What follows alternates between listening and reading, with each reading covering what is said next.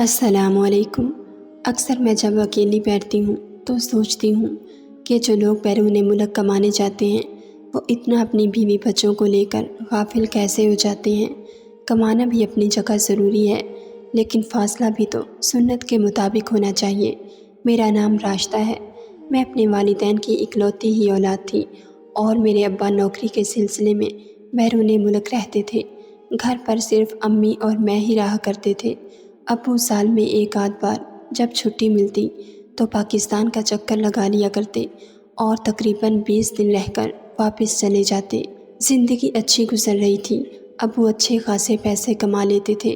ہمارے گھر میں پیسوں کی کافی ریل پیل تھی اور یوں ہمیں کسی چیز کی کبھی کوئی کمی محسوس نہ ہوئی۔ زندگی میں سکون ہی سکون تھا، ہر طرف خوشیاں ہی خوشیاں تھیں، مگر پھر نہ جانے کس کی بری نظر ہماری خوشیوں کو برباد کر گئی۔ ابو گھر پر نہ ہوتے تھے، اس لیے باہر کے تمام کام زیادہ تر امی خود ہی کیا کرتی تھی۔ البتہ ابو کے کچھ خاص دوست اکثر اپنی بیوی اور بچوں کے ساتھ ہمارے گھر آ جایا کرتے۔ اگر کوئی ایسا کام ہوتا جو امی سے نہ ہو رہا ہو تو وہ آ کر دیا کرتے تھے۔ ابو کے تقریباً تمام دوست ہی مجھے پسند تھے اور وہ بھی سب مجھے اپنی بیٹیوں کی طرح پیار کرتے تھے۔ ابو کے ان دوستوں میں سے ایک دوست جس کا نام آصف خان تھا، ان کا ہمارے گھر آنا جانا کافی تھا۔ مجھے یوں ان کا زیادہ تر اپنے گھر آنا جانا بالکل بھی پسند نہ تھا۔ البتہ ابو کے ساتھ ان کے کافی گہرے تعلقات تھے، مگر میں ان سے چڑھتی تھی اور مجھے ان سے الجھن ہوتی تھی۔ میں نے کئی بار امی سے بات کی کہ مجھے چاچا آصف خان کا یوں گھر آنا بالکل بھی پسند نہیں، انہیں بولنے کہ وہ ہمارے گھر نہ آیا کریں، مگر امی میری بات کو مذاق میں ہی ٹال دیتی۔ وہ ہر روز بہانے سے ہمارے گھر آنے لگتے اور بجائے اس کے کہ امی انہیں یوں روز گھر آنے سے روکتی، وہ الٹا ان کے ساتھ بیٹھ کر خوب ہنس کر باتیں کیا کرتی۔ مجھے امی پر بھی غصہ آتا، لیکن اب میں کیا کرتی، امی سے بھی محبت تھی۔ مجھے ابو کی غیر موجودگی میں ساری ذمہ داری انہی پر تو آ رہی تھی، اس لیے میں دانستہ طور پر خاموش رہتی اور اپنی پڑھائی پر زیادہ توجہ دیتی۔ میرے امتحانات قریب تھے، اس لیے بس دن رات اپنی پڑھائی پر توجہ دیتی۔ آخر اللہ کر کے امتحانات بھی ختم ہو گئے، دن گزرتے جا رہے تھے اور میرا رزلٹ بھی آنے کے قریب ہی تھا۔ میں چاہتی تھی کہ میرے ابا اس بار جب آئیں تو میرے لیے کوئی بڑا تحفہ لائیں، مگر عین وقت پر پتہ چلا کہ ابو اس بار نہیں آ رہے، کیونکہ ان کے فارم میں کچھ ضروری کام چل رہا تھا۔ میں ان کے نہ آنے کی خبر سن کر میں خوب روئی۔ مجھے ان سے ملے تقریباً 1.5 سال کا عرصہ گزر چکا تھا، مگر اب بھی وہ نہیں آئے۔ رزلٹ کا دن آیا تو میں بہت دکھی تھی۔ ہمیشہ کی طرح اس بار بھی میری کلاس میں پہلی پوزیشن آئی تھی، مگر ابو کی غیر موجودگی کی وجہ سے میری یہ خوشی کم پڑ گئی۔ خیر، جب امی مجھے لینے اسکول پہنچی تو یہ دیکھ کر میری حیرت کی انتہا نہ رہی۔ وہ اکیلی نہیں آئیں، بلکہ ان کے ساتھ کوئی اور بھی آیا ہے۔ مجھے لگا شاید ابو آئے ہوں گے، شاید وہ مجھے سرپرائز دینا چاہتے تھے، مگر جب تھوڑا آگے بڑھی اور قریب جا کر سامنے کھڑے آدمی کو دیکھا تو اس سے میرا جسم کانپنے لگا۔ وہ شخص کوئی اور نہیں بلکہ وہی آصف خان تھا۔ میں نے رسمی سلام دعا کی اور اپنی سہیلیوں سے ملنے کا بہانہ کر کے وہاں سے چلی آئی۔ گھر آ کر میں بہت دیر اپنے ابو کو یاد کر کے روتی رہی۔ کچھ ہی دیر میں امی اور آصف خان بھی گھر آ گئے، مگر میں نے کسی سے کوئی بات نہیں کی۔ امی نے کافی بار مجھے منانے کی کوشش کی، مگر میں نے کوئی جواب نہ دیا۔ وقت گزرتا رہا۔ میری جب بھی ابو سے بات ہوتی تو میں انہیں واپسی آنے کا کہتی، مگر ہر بار وہ یہ بات کہتے کہ اگلے سال ہمیشہ کے لیے آ جاؤں گا۔ میں نے یہ بات سمجھانا چاہتی تھی کہ امی ان کی جگہ کسی اور کو دے رہی ہیں، مگر چاہ کر بھی میں انہیں کچھ نہ بول پاتی۔ دوسری طرف امی کا زیادہ تر وقت آصف خان کے ساتھ گزرتا۔ نہ جانے ان کا نام بھی آصف خان تھا یا امی انہیں آصف خان کہہ کر پکارتی، مجھے نہیں معلوم۔ جتنی دیر وہ ہمارے گھر پر گزارتے، امی کی زبان پر آصف خان ہی رہتا۔ وہ اکثر آصف خان کے ساتھ فون پر بات کرتے ہوئے بھی نظر آتی۔ میں نے 1-2 بار انہیں روکا، مگر جب وہ نہ مانی تو میں بھی خاموش ہو گئی۔ خیر، اگلے ہفتے میری سالگرہ تھی، مگر ابو نہیں آ رہے تھے۔ مجھے اس بات کا شدید دکھ تھا۔ اس بار پہلی مرتبہ ایسا ہوا کہ وہ نہ ہی میرے رزلٹ پر یہاں موجود تھے اور نہ ہی میری سالگرہ پر۔ سالگرہ والے دن میں نے امی کو صاف صاف بول دیا اگر آصف خان آئے تو میں کیک نہیں کاٹوں گی، مگر انہوں نے میری بات نہیں مانی اور شام کو جب مہمان سامنے آئے تو آصف خان سب سے پہلے وہاں پر VIP بن کر صوفے پر بیٹھے تھے۔ مجھے دیکھتے ہوئے مسکراہٹ ان کے چہرے پر نمودار ہوئی۔ یوں لگ رہا تھا جیسے امی پہلے ہی انہیں اس بات سے آگاہ کر چکی ہیں جو صبح ہوئی تھی۔ بولے ارے راشدہ بیٹی، لگتا ہے آپ ہم سے ناراض ہو، ہم سے کیا خطا ہو گئی پتہ چلے۔ میں خاموش رہی اور اپنی نظریں جھکا لی، پھر بولی جی انکل، میری طبیعت کچھ ٹھیک نہیں، اس لیے کمرے میں چلی آئی۔ پھر میں نے ان دونوں کو وہاں سے جانے کا کہا، وہ بھی خاموشی سے چلے گئے۔ میں ابو کو یاد کرتی رہی۔ رات ہونے لگی، مجھے اب بھوک ستانے لگی۔ بھوک سے میرا برا حال ہونے لگا۔ میں نے دروازہ کھولا اور دبے پاؤں کچن کی طرف چل پڑی۔ کچن سے کھانا پلیٹ میں ڈال کر اپنے کمرے کی طرف واپس مڑنے ہی لگی تھی کہ سامنے آصف خان اور امی ایک ساتھ بیٹھے تھے۔ میں نے دیکھ لیا۔ مجھے بہت غصہ آیا کہ آخر جب سب مہمان چلے گئے ہیں تو یہ ابھی تک کیوں نہیں گئے۔ دل میں تجسس پیدا ہوا کہ آخر سنوں تو صحیح کہ وہ کیا باتیں کر رہے ہیں۔ تو میں چھپ کر دروازے کے پیچھے کھڑی ہو گئی اور کان لگا کر ان کی باتیں سننے لگی۔ آصف خان امی کے قریب بیٹھے بول رہے تھے کہ آج کالے سوٹ میں تم سچ میں قیامت ڈھا رہی تھی۔ پوری پارٹی میں سب مہمانوں کی نظریں صرف تم پر ہی ٹکی ہوئی تھی اور میں چاہ کر بھی کسی کو روک نہیں سکتا تھا، کیونکہ میں تو خود تم سے آنکھیں نہیں ہٹا پا رہا تھا۔ کالا رنگ تم پر بہت جچتا ہے۔ آصف خان کی یہ باتیں سن کر مجھے ان پر غصہ آتا تھا کہ کس قدر بے شرمی سے اپنے دوست کی بیوی کے ساتھ ایسی باتیں کر رہے تھے، جبکہ دوسری طرف سامنے بیٹھی میری ماں، جو ان کی ہر بات انہیں ان کی حیثیت یاد دلانے کے میرے شوہر کے دوست ہو تم، اس کے بجائے الٹا مسکرا رہی تھی۔ میں نے جب یہ منظر دیکھا تو میری آنکھیں بھر آئیں۔ میں نے غصے میں آ کر فلیٹ فرش پر دے ماری اور بھاگتے ہوئے اپنے کمرے میں آ گئی۔ امی اور آصف خان نے جیسے ہی مجھے دیکھا، چونک کر امی فوراً میرے پیچھے کمرے میں آئی، مگر تب تک میں اپنے کمرے کا دروازہ بند کر چکی تھی۔ میں کافی دیر سسکیاں لے کر روتی رہی، پھر نہ جانے کب مجھے نیند آ گئی پتہ نہیں چلا۔ آصف خان کب ہمارے گھر سے گئے کسی بات کا کچھ نہیں پتا۔ اگلے دن امی نے آ کر مجھے گلے سے لگایا اور پیار کرنے لگی، مگر نہ جانے کیوں مجھے ان سے اب نفرت سی ہو رہی تھی۔ میں بچی تھی، مگر اتنی بھی نہ سمجھ نہیں تھی کہ سب کچھ نہ سمجھ سکوں۔ جو میری امی میرے ابو کے ساتھ کر رہی تھی، وہ میرے ابو کو دھوکہ دے رہی تھی، جبکہ وہ تو ان کے اور میرے آرام کی خاطر ہی ہم سے دور تھے۔ وہ جو کچھ کر رہے تھے ہمارے لیے ہی تو کر رہے تھے، تاکہ ہمیں کسی چیز کی کمی محسوس نہ ہو، کسی قسم کی پریشانی نہ ہو، مگر امی ان کے پیٹھ پیچھے ان سے بے وفائی کر رہی تھی۔ خیر میں امی سے ناراض تھی، مگر ان کے بار بار منانے پر میں مان گئی۔ ویسے بھی امی نے مجھ سے وعدہ کیا تھا کہ آئندہ وہ آصف خان سے کبھی بات نہیں کریں گی اور نہ ہی انہیں گھر آنے دیں گی۔ میری خوشی کے لیے اتنا ہی کافی تھا۔ بس اس وجہ سے میں ایک بار پھر پہلے کی طرح ہنسی خوشی رہنے لگی۔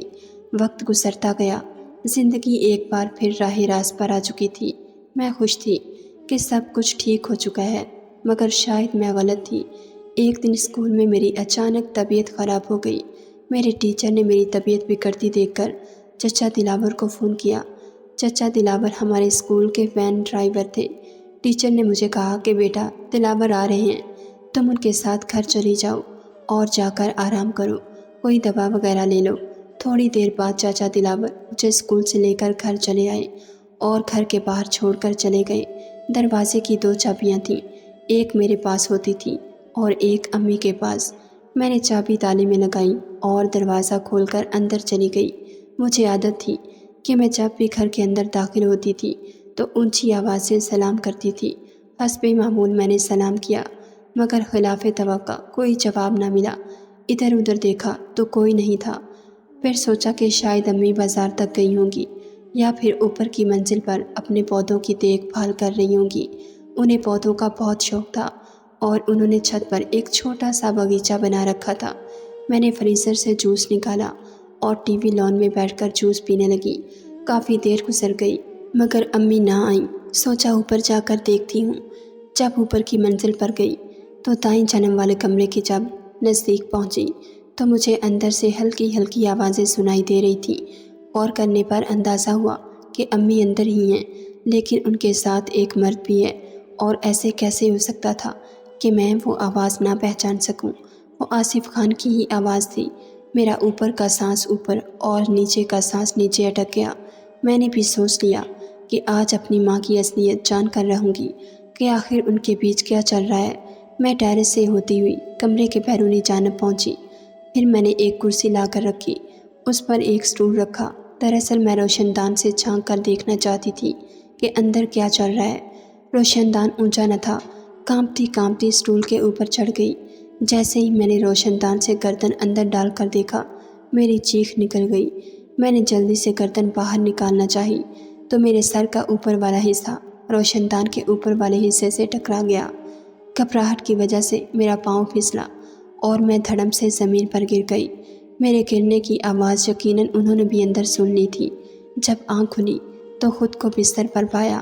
امی میرے سامنے کھڑی اور پاس میں ایک ڈاکٹر کھڑا امی کو تسلیاں دے رہا تھا۔ بازو اور سر پر کافی چوٹ لگی تھی۔ امی مجھ سے نظریں نہیں ملا پا رہی تھی۔ شاید وہ جانتی تھی کہ میں نے ان کا جرم پکڑ لیا ہے۔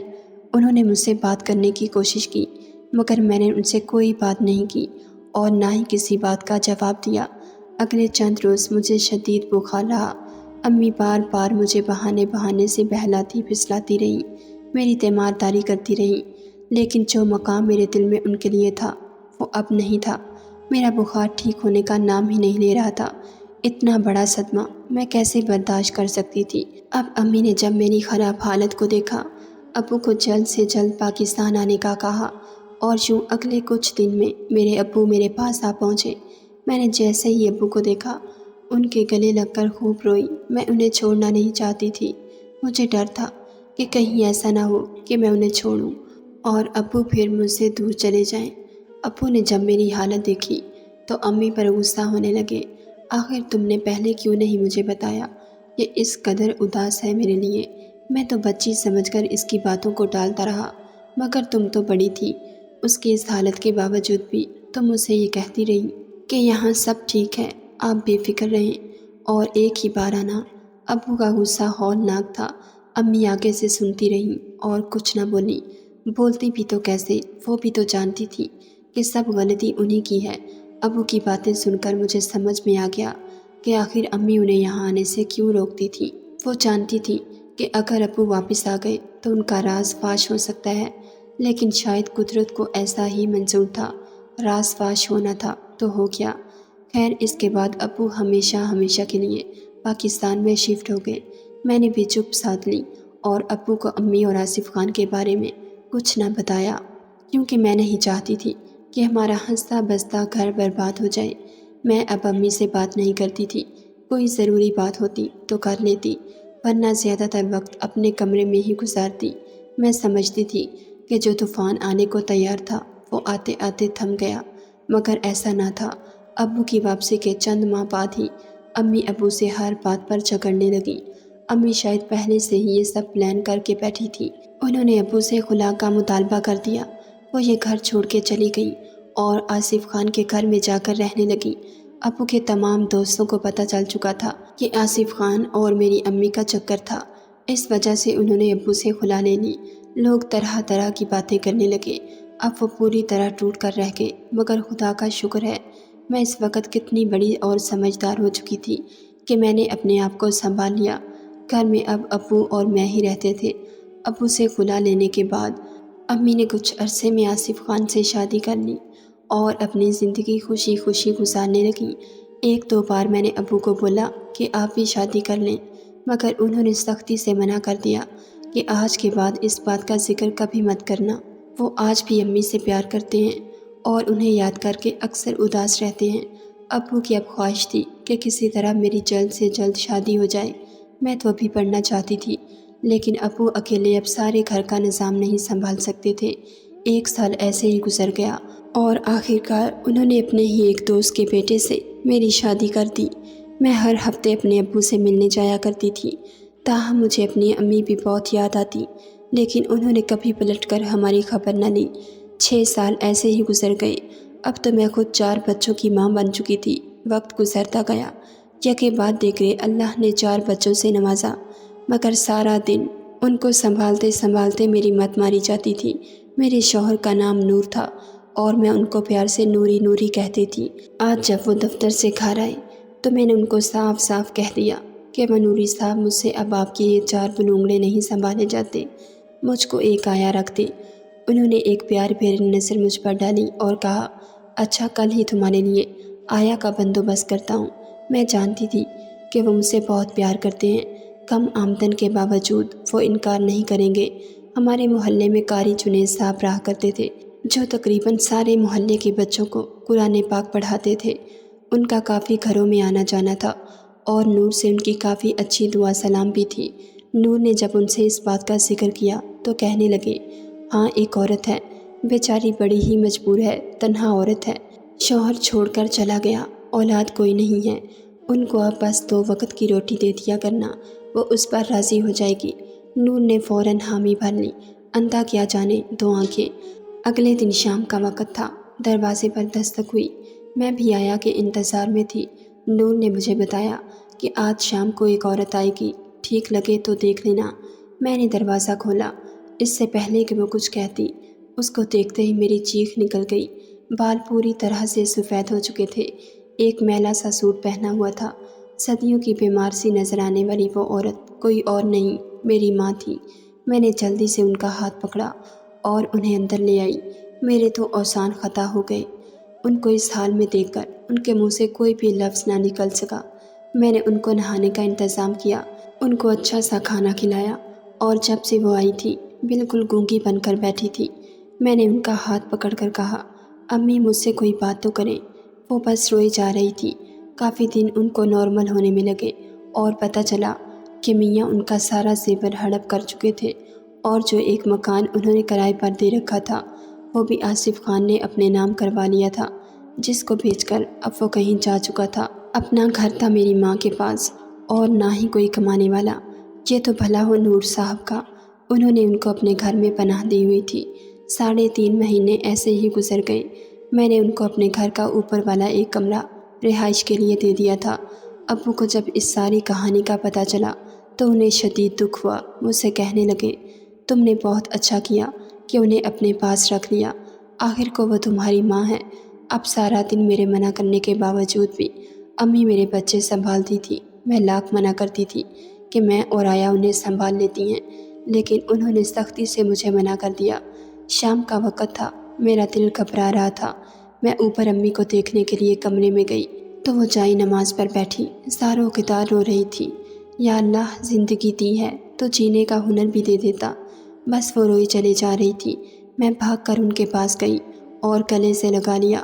کافی دیر وہ میری گود میں سر رکھ کر روتی رہیں، لیکن اب رونے کی آواز بند ہو چکی تھی۔ جب میں نے ان کو تھوڑا سا اپنے سے پیچھے کیا تو ان کی گردن ایک دم سے میری گود میں ڈھلک گئی، میری چیخ نکل گئی۔ میری چیخیں سن کر نور بھی بھاگے چلے آئے۔ امی مجھے چھوڑ کر جا چکی تھی۔ شاید یہی توبہ کا وقت تھا اور شاید ان کی توبہ بھی قبول ہو چکی تھی۔ میری ماں کی موت نے مجھے توڑ کر رکھ دیا تھا۔ وہ جیسی بھی تھی تو میری ماں، اور انہیں اپنی غلطی کا احساس ہو گیا تھا، تبھی ان کی موت معافی مانگتے مانگتے ہو گئی۔ کہانی کے آخر میں صرف اتنا ہی کہوں گی کہ اپنی فیملی کو ٹائم دیں اور ان کے ساتھ اچھا وقت گزاریں۔ ناظرین، اگر آپ کو ہماری ویڈیو پسند آئی ہے تو لائک ضرور کیجیے، اور ایسی مزید ویڈیوز دیکھنے کے لیے ہمارے چینل کو سبسکرائب کر لیجیے۔